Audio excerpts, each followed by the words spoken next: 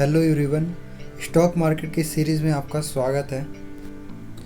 तो आज हम दो टॉपिक को कवर करने वाले हैं। पहला कि हमें इन्वेस्ट क्यों करना चाहिए एंड अगर हमें इन्वेस्ट करें तो कहाँ पे करना सही होगा ताकि हमें अच्छे रिटर्न मिल पाए।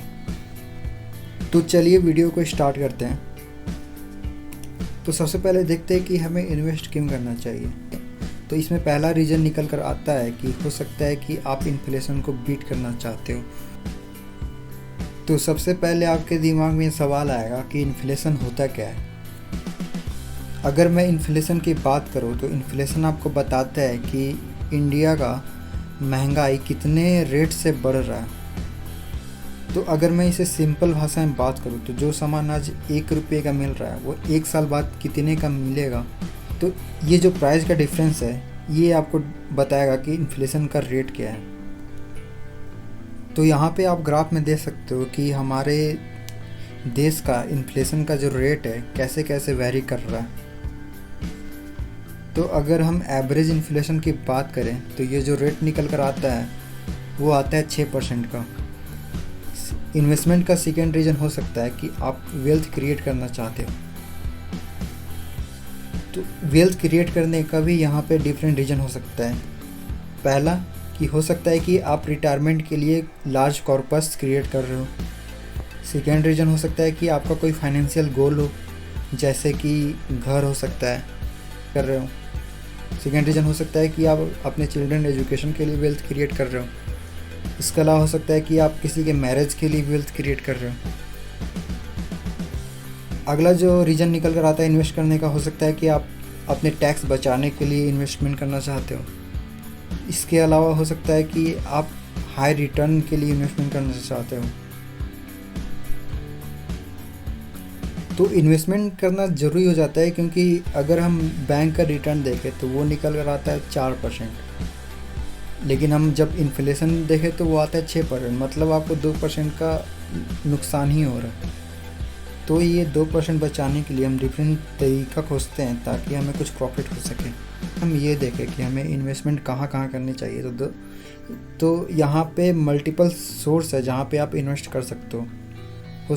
तो आप गोल्ड में इन्वेस्ट कर सकते हो, स्टॉक में इन्वेस्ट कर सकते हो, म्यूचुअल फंड में इन्वेस्ट कर सकते हो, रियल इस्टेट, एफडी में डाल सकते हो अपने पैसे को।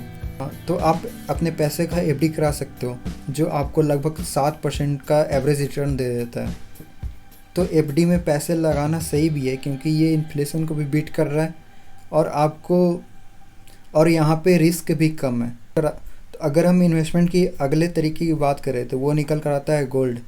आप गोल्ड में भी इन्वेस्ट कर सकते हो। यहाँ पे अगर हम एवरेज रिटर्न की बात करें तो वो लगभग 8% का रिटर्न दे देता है। तो अगर हम इन्वेस्टमेंट की अगले तरीक़ों को देखें तो वो निकल कर आता है रियल इस्टेट। तो रियल इस्टेट में भी आप अपने पैसे को इन्वेस्ट कर सकते हो। तो यहाँ पे अगर हम एवरेज रिटर्न की बात करें तो वो 8 से 10% का आ जाता है, लेकिन यहाँ पे ड्रॉबैक ये है कि आपको लॉन्ग टर्म के लिए इन्वेस्ट करना होगा।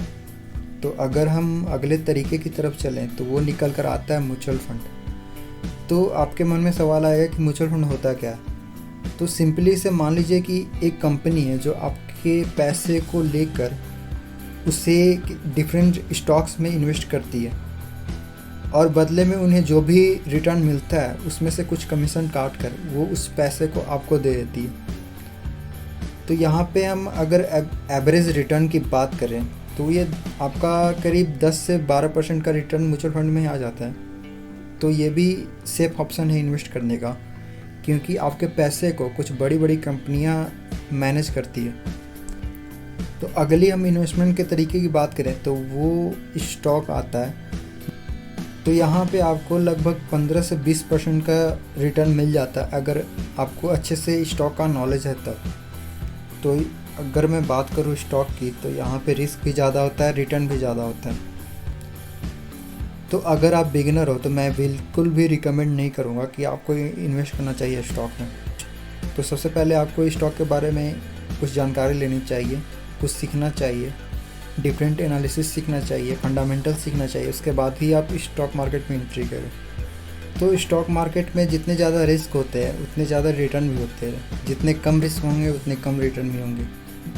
तो इस सीरीज़ के आगे के वीडियो में हम डिस्कस करेंगे कि स्टॉक मार्केट में एंट्री करने से पहले हमें किन किन बातों का ध्यान रखना चाहिए, कौन कौन से इंपॉर्टेंट टर्म होते हैं, यहाँ पे एनालिसिस कैसे की जाती है, फंडामेंटल एनालिसिस क्या होती है, टेक्निकल एनालिसिस क्या होती है, इन सारी चीज़ों को हम सीखेंगे। तो अगर ये वीडियो आपको पसंद आई हो तो इसे लाइक करें एंड सब्सक्राइब करें ताकि मैं जो अगला वीडियो डालूँ वो आपसे मिस ना हो।